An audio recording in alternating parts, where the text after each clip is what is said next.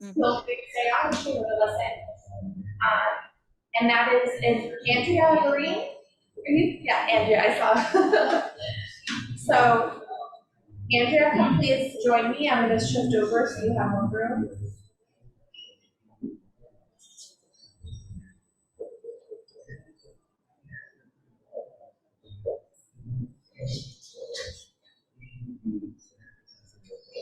Oh, you're presenting as well? Okay. So both of you come over here. I'm going to sneak out and then get back in.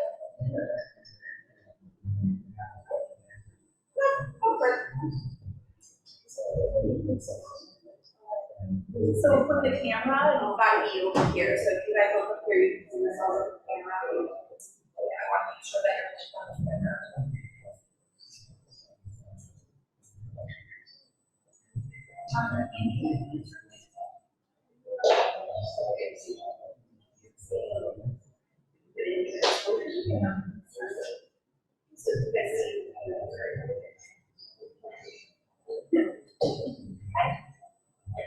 So we have the pleasure of having Ms. Andrea or Dr. Andrea Veeren and then Dr. Lopez as well. So Dr. Veeren is at Georgetown Public Hospital, and you are a very passionate advocate for mental health who works above and beyond helping people struggle. And you've been an active campaigner and promoter of mental health through various media houses, volunteering, and as other criminal faculty. And then Dr. Lopez, I'm also just going to say you. I actually don't have a bio for you, so if you would like to talk about yourself. Yes. And I'm a person in psychiatric work with actually and program director. Thank you so much for both of you for being here.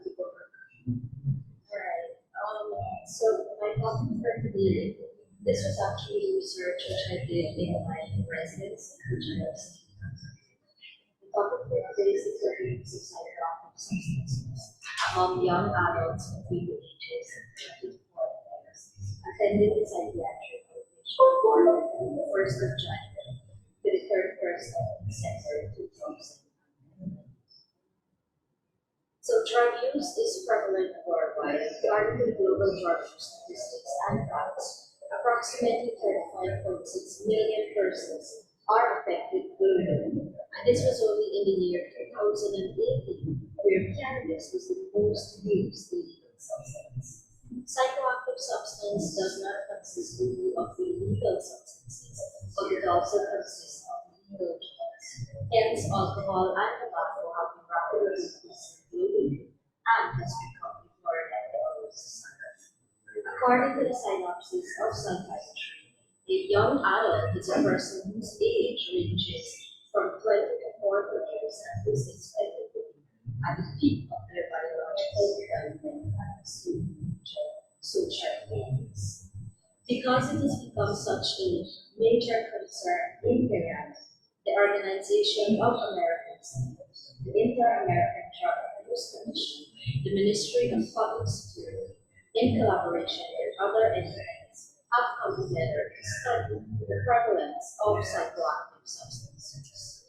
Even though there were studies which was conducted in Guyana, it was done on a very large scale, between the ages of 12 to 65 years in 2016, and it was done throughout Guyana.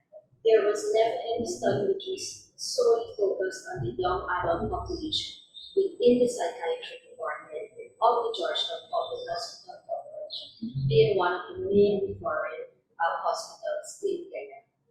Now, working in the department over the past 3 years, there hasn't been a day that went by where we haven't seen at least one patient who used substances. There were patients who use substances who are already diagnosed with a psychiatric illness, and there are patients who use substances who later develop a psychiatric illness. And according to the American Addiction Center, in 2019, in the United States of America, approximately 2.4 million young adults were diagnosed with both a psychiatric illness and a substance use disorder. The The general objective of this research was to investigate the prevalence of the psychoactive substance use. The specific objectives included to identify the types of substances which were used, to detect the possible risk factors within the study participants, and its associated socio-demographics.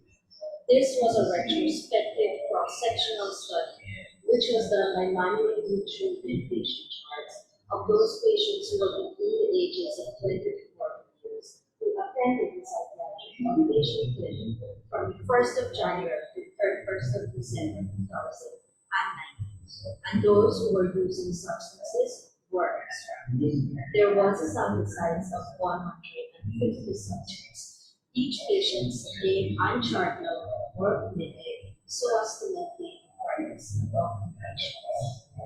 These data were then tallied up and presented in numbers and percentages and represented in graphs and tables. All of the data were analyzed by using the SPSS pricing software.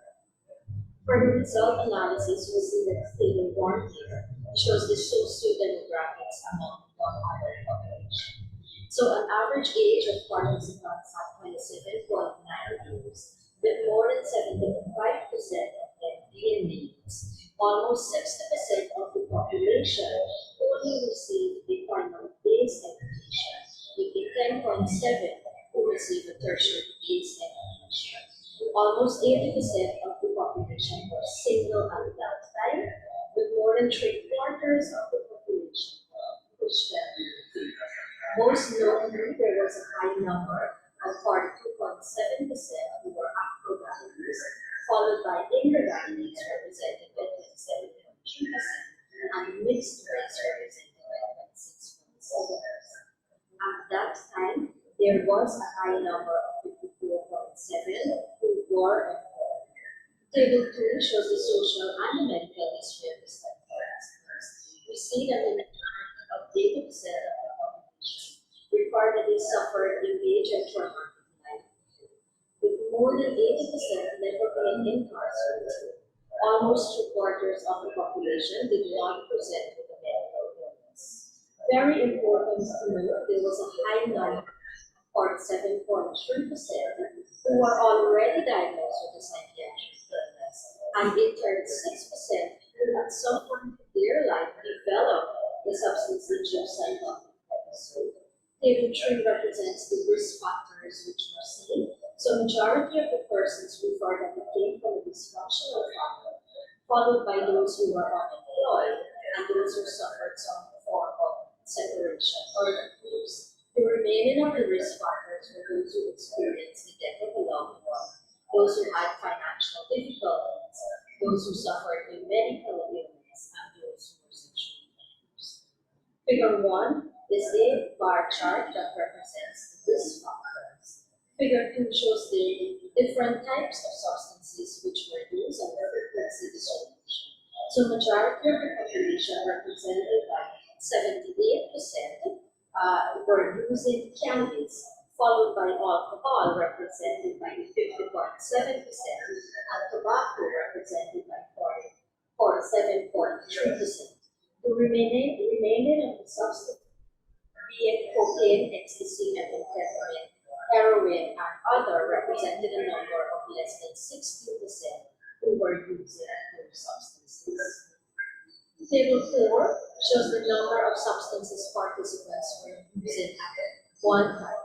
So we see that a high number of 38.7% were using 2 different substances, whilst there were 2 participants out of the 150 subjects were using 6 different drugs at once. Table 5 shows the frequency combination of drugs. So majority of the population, represented by 17.8%, were using the combination of cannabis, alcohol, and tobacco, followed by cannabis and alcohol, and in third position was cannabis and tobacco. So this study shows that psychoactive substance use is prevalent among the young adult within the psychiatric department of GPs. So even though the study age was between 20 to 40 years, the average age of participants was 27.9 years, and this proves that the young adult stage is a very stages of life are more prominent, with more than 75% of the population being males is closely correspond to the main study which was done in Guyana by the National Drug Household Strategy Plan in 2016 that showed 83% of persons throughout Guyana were males. It was noted that almost 60% of persons who used psychoactive substance only received a primary base education. However, we must not fail to mention that highly educated persons can also be affected by substance use. And based on the results and the research, we see that there was a 10.7% of persons who received a tertiary based education. This is parallel to the main study which was done in Guyana, demonstrating that almost 50% of persons did not receive a sound education. There was an alarming over 80% who were not in any kind of relationship. So we see that single persons were more vulnerable to using substances. This demonstrates the need for love and belonging, according to Abraham Maslow's theory of hierarchy of needs. While it was evident that 42.7% of Afro-Ghanaians used psychoactive drugs, followed by a 27.3% of Indo-Guyanese, further investigation by the National Drug Household Strategy Plan showed that 57.1% of the respondents bought cannabis from the same dealer. This same study also confirms that the psychoactive substance was available within the same geographical location. So that will explain these results. It is important to note that even though 54.7% of persons were employed at that moment, we must remember that there was a high number which was represented by 45.3% who were unemployed. Now, based on the results, almost 60% of the population only received a primary-based education. This could only mean that those persons who were employed probably had a low-income job. Now, the type of occupation is not an objective in this research, but it is important to place emphasis on the importance of a sound education. 60% of persons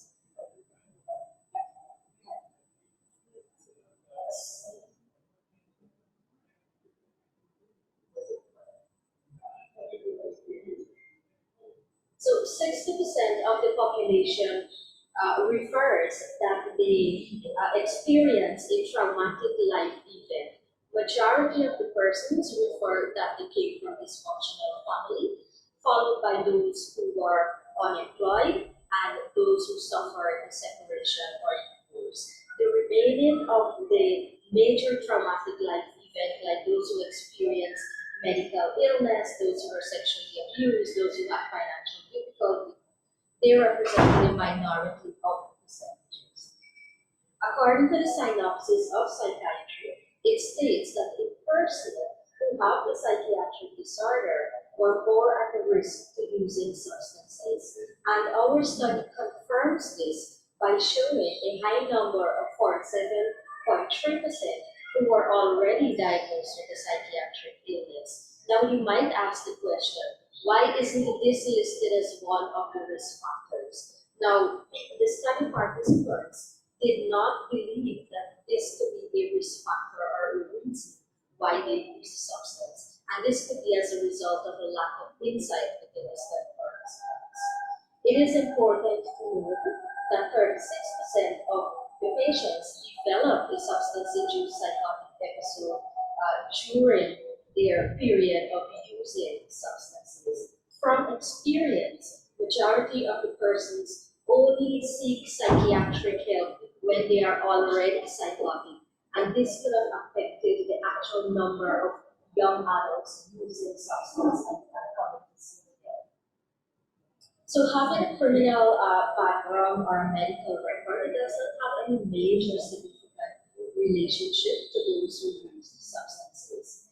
As we see from the results, the type of substances which were used were are cannabis, alcohol, and tobacco, followed by cocaine, heroin, ecstasy, methamphetamine, and others, which were not stated in the chart. Now, cannabis was the drug which was mostly used, and that comprised of 78% of the population who used cannabis, followed by alcohol, represented by 50.7, and tobacco, represented by 45.3. A similar report, which was done by the National Institute of Drug Abuse in 2019 in the United States of America, stated that marijuana and alcohol were by far the most used drugs within the young adult population. Now, USA and Canada, just like Guyana, they also have a high prevalence of cannabis use. Now, the most combination drug was cannabis. It was found in almost 86% of all the different combination varieties. And this also coincides with the study which was done in the Nigerian Tertiary Hospital Psychiatric Department. Now, we might ask the question, why is cannabis so commonly used?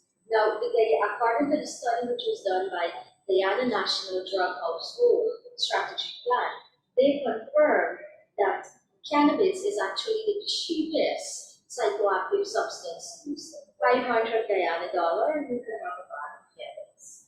And there was also a high number of 59% of the respondents who referred that they got cannabis free from someone else. So as we see, they're getting it free, and it's also cheap, right? According to the World Health Organization, they show that cannabis' low market price coincides with the high use of marijuana. As conclusion for this essay, we have that this study confirms that psychoactive substance use among young adults is psychiatric has a high prevalence of 75%. This type, the type of substance use where cannabis, alcohol, tobacco is the most used combination. The remaining three were ecstasy, heroin, methamphetamine, and other opioid drugs were used in the minority of population. Cannabis was a common drug of choice in the majority of participants. Vulnerable groups more susceptible to substance use were male Afro-Ghanaians, in singles without baseline of education, unemployed. Majority of the study population have a traumatic experience which they consider the risk factor for drug use, being dysfunctional family, unemployed, separation, death of a loved one, sexual abuse, medical illness, and financial difficulties.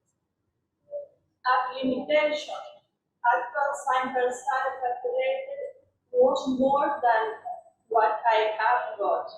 This can be due to overhead of charge of those who did not follow it after year but possibly within the study period. Those who use substance during the young adult stage but surpass the age limited at the adult stage. At the time research was also, most persons seek psychiatric intervention is when patients have any psychotic episode. For this reason, sometimes we have actual number of persons with less registration in the psychiatric field. Information in the chart was subjective to the interpretation and the primary physician, and is my limited disease to have. In our study, we have many recommendations. Establishing drug rehabilitation program and institution free of cost or at a minimal cost. Utilization of the media to highlight the computation of substance use in general population, since this affects all age. Provide certified training in drug rehabilitation program to educate all medical professionals in entire Guyana. health center, hospital, and polyclinic to offer a better management plan for our patients. Provide crisis intervention plan for patients at high risk of drug use. More outpatient support groups are needed for diagnosis, family counseling, because many patients that use drugs, the primary cause is the family problem and difficulties in the relationship. Social and occupational skill training program for persons with primary-based educational background. Device standard structure to be used for data collection in hospital. Facilitated acquired data collection by digitalized patient records overhaul of chart will not affect future data collection. Thank you. Thank you very much. Thank you guys so much for your talk. So, audience, do you have any questions? One question. Sure. The government passed legislation to reduce the potential sensitivity of marijuana.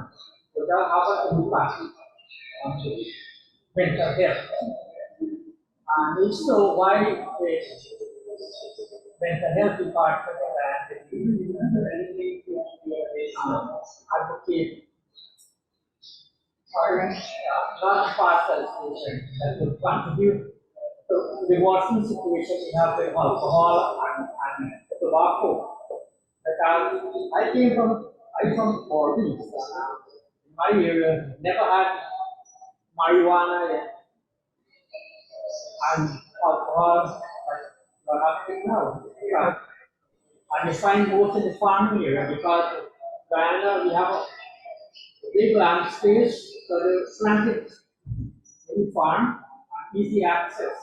And it's cheaper because if you can afford to buy the liquor, it's cheaper to get the marijuana. That's a very good question.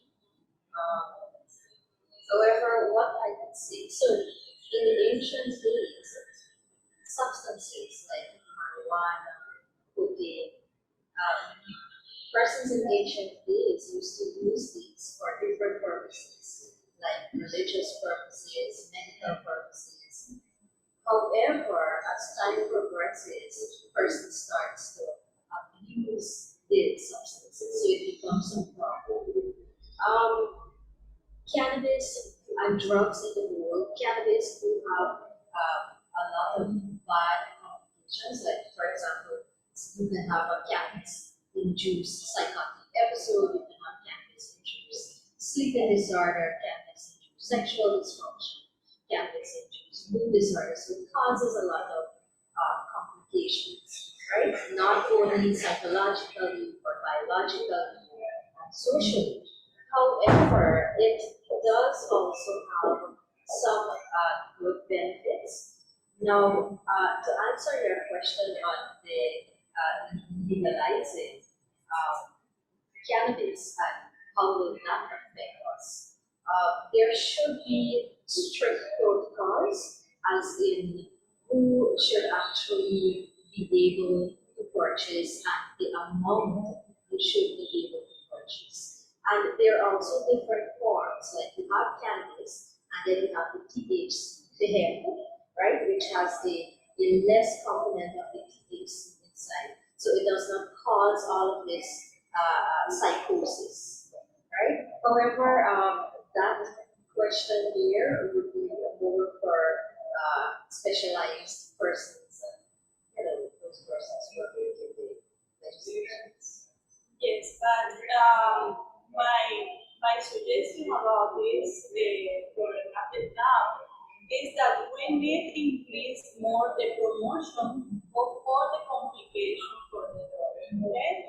In the population, we need to stimulate to promote and learn all the complications that produce the drug. This is very important for all the professionals and everybody, because it's don't know all the complications, biological, psychological, and social complications that come with the drug. And for this reason, together with another risk factor that the patient have, use drug, but it will have more promotion in health center, in hospital, in the different settings of health, we can have better results.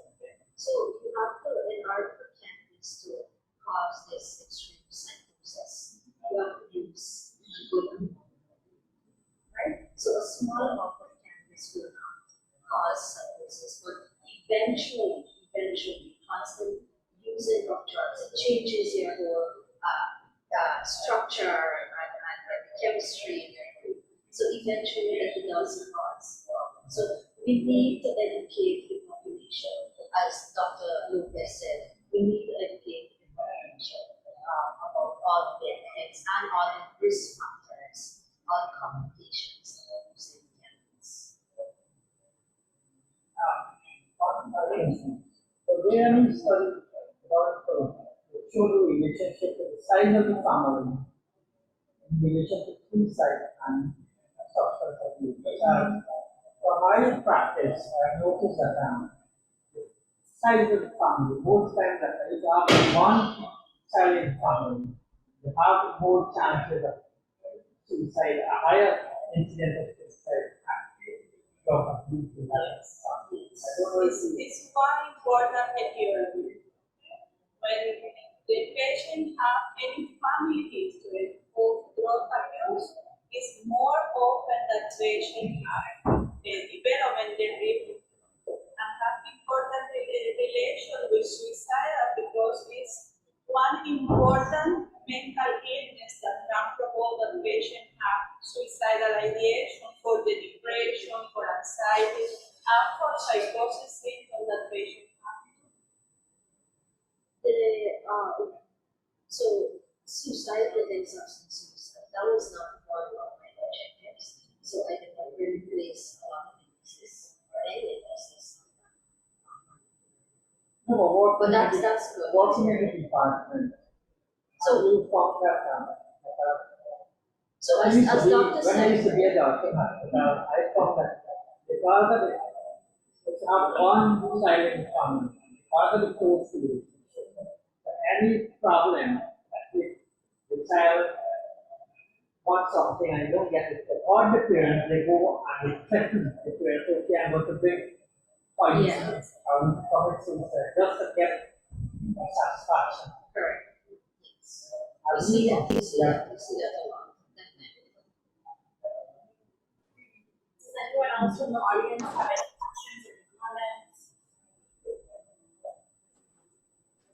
I have one question. I think someone might be on needs to be removed.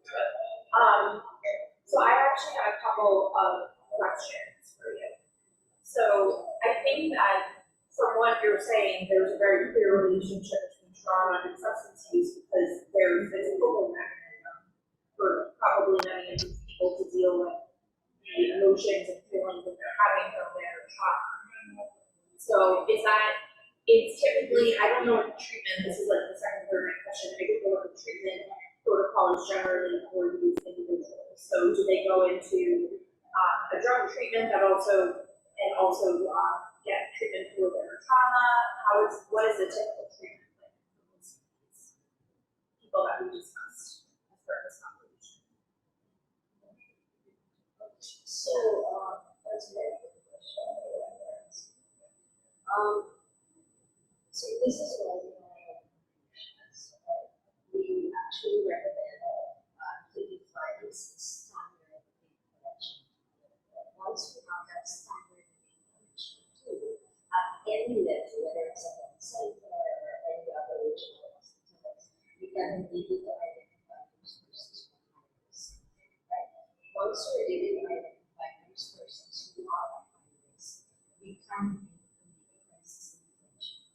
Majority of the time, persons who use substances is because of secondary depression and that's because the trauma that they face. Right? So if we can identify these persons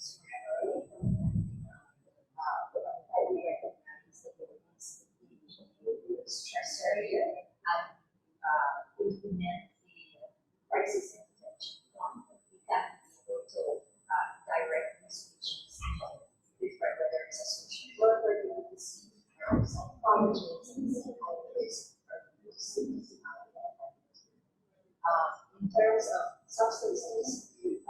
So they are a form of medication programs which are available to them, however, right? So that pairs with your recommendation. Correct. Yes. Remember in the study, there was substances of even though there was a number of persons who were involved and those who were unemployed, they came up with money, they kind of really were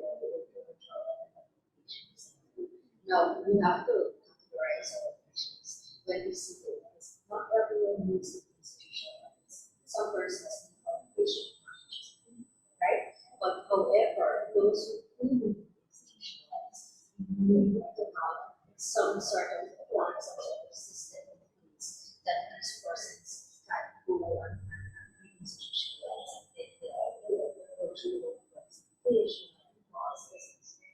Yeah, because I know that in the United States we have Alcoholics Anonymous and Narcotics Anonymous, which are out, like they're groups, they're support groups for individuals who are going through substance issues, and they hold each other accountable and things like that. So I don't know if you have similar programs or similar methods in place, because that is something that is, it's basically free, because they just meet and they use that time to kind of support each other.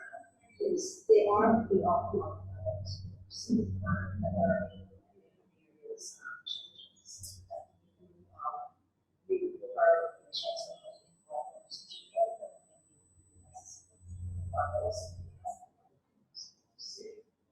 we do have a counselor also from that he comes to Georgetown and brings you of publication. Okay, that's really, I don't know, so I'm asking as an outsider. And the drug rehabilitation program for outpatient, one of our recommendations was to have that because you know every and some rehabilitation, unfortunately, the government is not able to also. Yeah.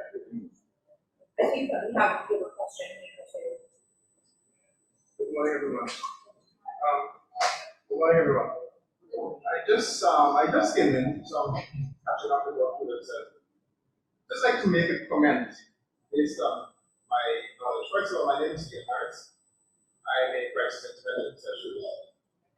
So primarily, I specialize in cognitive behavioral therapy, whereby I provide healthcare with mental health challenges that persons may face with their life. In Ghana, we have an extremely young population. And apart from Ghana being having a very young, a significant percentage of that population are battling with mental health challenges, especially to the ages of 25. Falls into the category of Generation Z that have a number of peculiarities. The gaps that we have currently at this point in time is that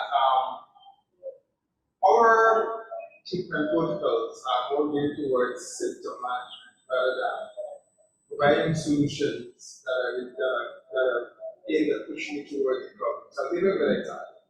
An individual comes into hospital battling with some behavioral type symptoms, right?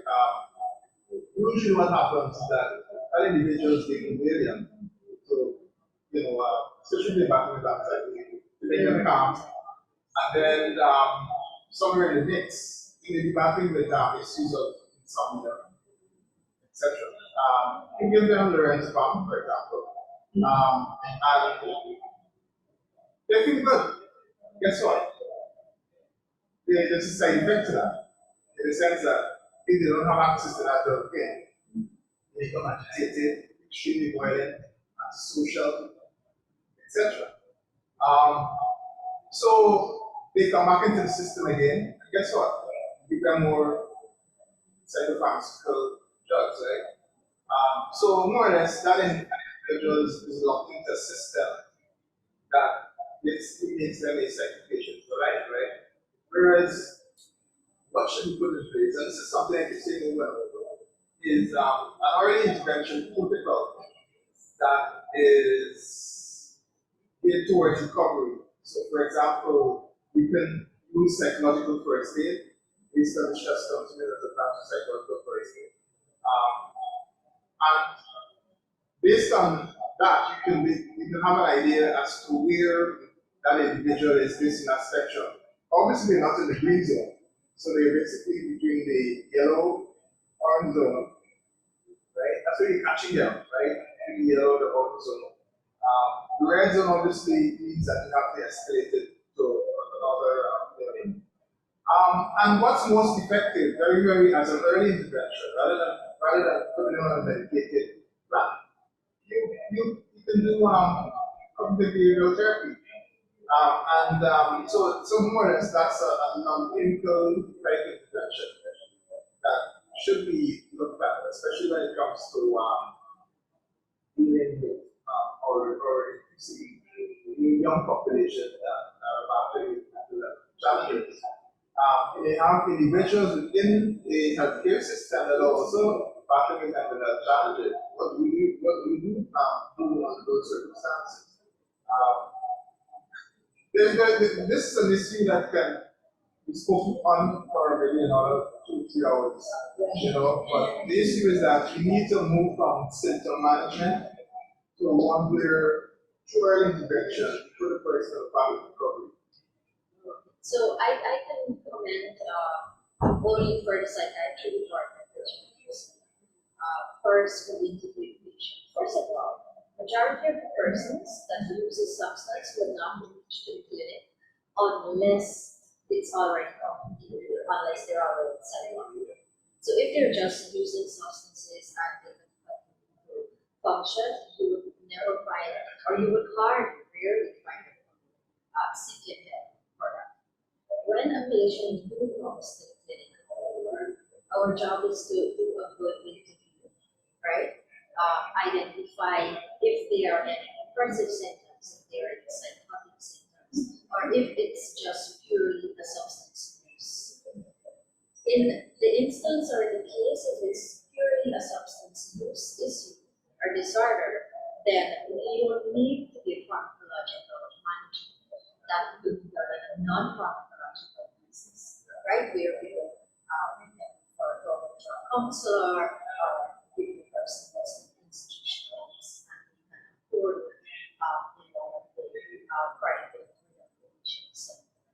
In the instance, if the person is actually psychotic or have depression, then we do need to treat, or insomnia, then we do need to treat that with also pharmacological management. However, everything fits a criteria. In psychiatry, their criteria is very diagnosis. So unless you don't reach a certain criteria, the diagnosis cannot be given next treatment. I hear you, but what I'm saying is that what should be in place is a two-layer approach, right? One that is non-clinical and one that is clinical. Within that first strategy, which is the assessment, to determine if this person is battling with a mild mental health challenge or something that is severe or like.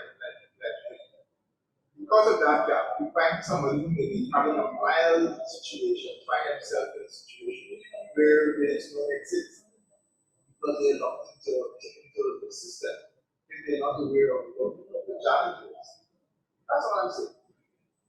I think I was your point with screening. There should be, the screening should determine what the action is and what the treatment is. Exactly. So I also, just not to change the topic without your consent, but I did want to know the relationship. This is outside of the hospital because most of the people you're getting are coming in because there's some sort of episode that they're in. Do you know the relationship? Yeah. Do you know the relationship between? I actually don't even know the answer to this, but marijuana, is it illegal to possess a marijuana or is it legal? So the person is there are some amendments that have They been made are recently. discussing, they are discussions, right? Yeah. No, the law has been basically passed, whereby it's up to 1 gram, right? That is of last year. To legalize. It's not, you don't use the word legalize, but you will not be penalized if you have that amount. So they kind of try, move away from that word of legalize. But, listen, marijuana in Guyana, you have within the school system, there's something known as lean, right? That is very popular among the school system. And then you have the cosmetic drugs, Louis Vuitton, SC, Turtle, right? Those are the cosmetic drugs. Then there's marijuana. Then there are 3 levels of that. You have local, you have cotton, then there's sours. Because I do, Right? All of that is out there. It's all the drugs are here. Yeah, and Yeah. those systems stay They're all there. in the system, someone's system for as long as 12 hours, So, yeah, because I do know in the United States, what is happening in New York State right now is that these individuals, so particularly young adolescents and adults, are being arrested for drug-related issues. And instead of actually incarcerating them, what is being done in New York by Dr. Elvington, who's at Columbia, is that there's behavior screening program in place. So for behavioral health issues, the probation officers are actually screening the youth who are being arrested. And then from there, some of them are being referred to treatment.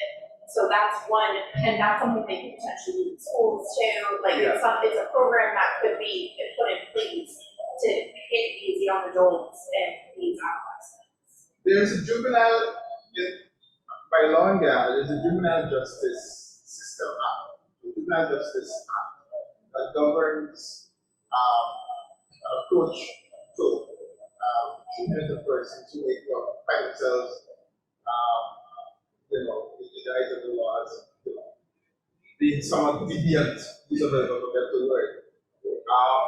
But there are gaps. So, for example, what is absent, and that's something my agency is looking to do, is to develop a youth and young peer support system whereby you can train persons, young persons, as within the Generation Z's category, who can, let's say in the area of psychological first aid, this is an early intervention, right?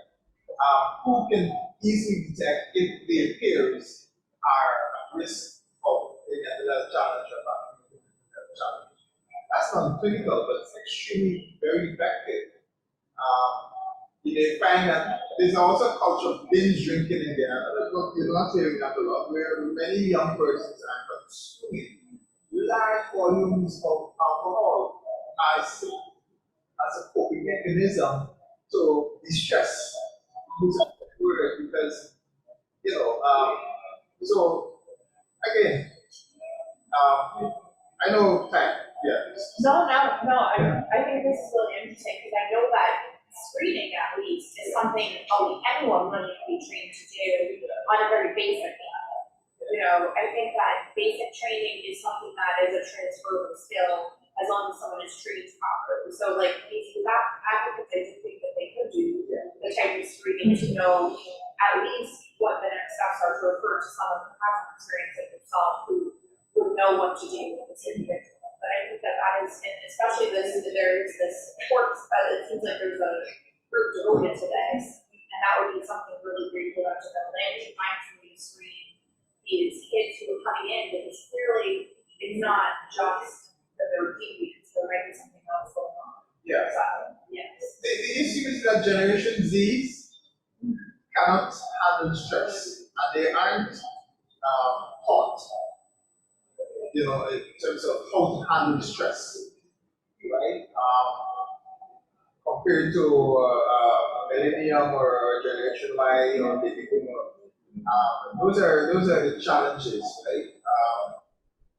And because they cannot handle stress, they we have a lot of anxiety challenges, general or chronic, but more or less it's general. And they tend to find ways of trying to cope with those stress challenges. So they make use of what's readily available. You know, like I said, they have, when it comes to marijuana, there are three popular brands, three popular grades that are available, and that's the local, the popular. Sours is the most expensive one.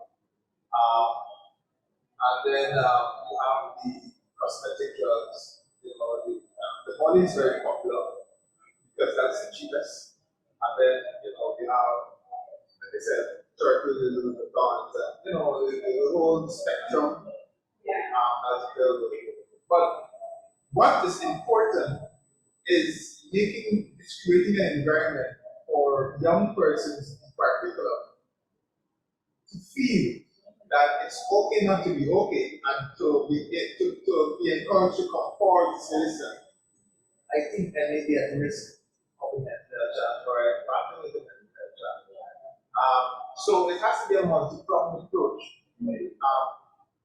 You know, so I don't want to go to the emergency room. This is me, you know, playing the role of a 17-year-old because they're gonna hit me up, you know, and give me a lot of stuff that I was gonna change my life forever.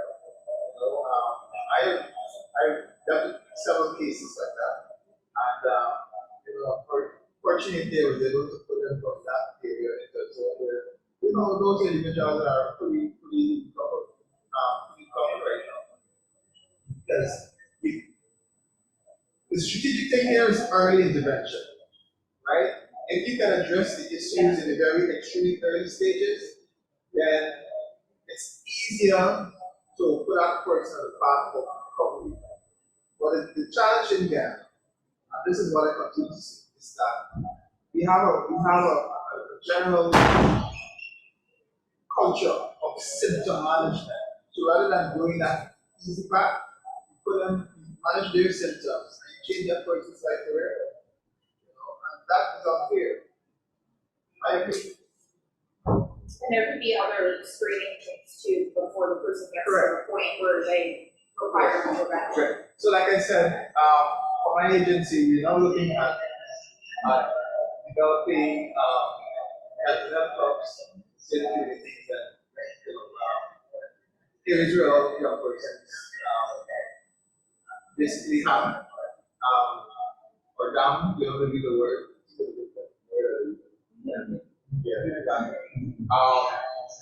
And it's basically the key component is training youth mental health advocates, right, so that they can act in the capacity of youth or young peer support persons, which will be very effective because it addresses the core issues that youths are after them. COVID, before COVID, there was something known as social isolation, whereby many young people that spend more than 30 minutes on social media or at risk of having the stress, the anxiety levels and depression levels to go more than somebody spending less than 30 minutes on the phone on social media. COVID came, and then social distancing was introduced, which also increased the stress level spectrum. And during COVID, based on UNICEF reports, this one, young people did not cope well with COVID. So the mental health challenges have jumped tremendously now. So there's no, I agree, my conviction, there's no, there should be activities to address those increasing challenges. And there's a sense of hopelessness in the sense that persons feel that because they're spending so much time on social media, that they're not achieving anything, even though they would have academically or otherwise been extremely successful. But because of the time that they're spending on social media, they're looking at what's happening on social media, believing that what they've seen is actually factual, whereby it's just a deception, right? In terms of this perfect lifestyle, right? And then they are developing new challenges, and reasons about hopelessness, which is an increasing condition that that's talking about. Again, we have to provide clinical interventions very early. The escalate those challenges before they get south. So research here, not symptom management, clinical intervention, and early intervention. Okay. I think. One thing. Oh yeah. I always believe in prevention. As my good friend said, it's widely marijuana addicts and substances widely used in the school system and getting worse. And I think personally we are heading in the wrong direction. And the government is sacrificing the population to political gain, which is the wrong way to go. This country is going to end up in a lot of problems. And the young generation will suffer. But let's address the lean culture, which is mixing codeine with some other ingredients, right? For better work. Lean is a big thing within the school system. You make a milkshake within a regular soda bottle. So persons will believe that it's drink, it's soda, and then they get high for a few hours, so that's the early start. Then they move to then they develop the tendency of having vaping, right? And then they mix they're exposed to local because that's the cheapest grade of marijuana. And then, but the funny thing is that those drugs aren't pure, they're mixed with many chemicals. And then who can afford it? They say, I use coffee more than local, right? And then those who basically have it, so that they say, I use sours, and we need to have more conversations on these issues regularly. That's why one of our recommendations, right? So that persons can begin to have a discussion, understand the gravity of the situation. And this is affecting all levels of society. It's no longer the grassroots level, right? It's from the top to the down. Our young people are battling with mental health challenges and are facing tremendously educated. I think it sounds like too, maybe you guys can get together and between your recommendations and your thoughts too, that would be a great strategy to implement for the moving forward. Me too. So I think we're out of time, but I just wanted to thank everybody for your comments. This has been a great discussion, and thank you so much to our presenters and to Sylvia who I took that off already. But thank you so much, and I'm really happy to see you all on this. You're welcome.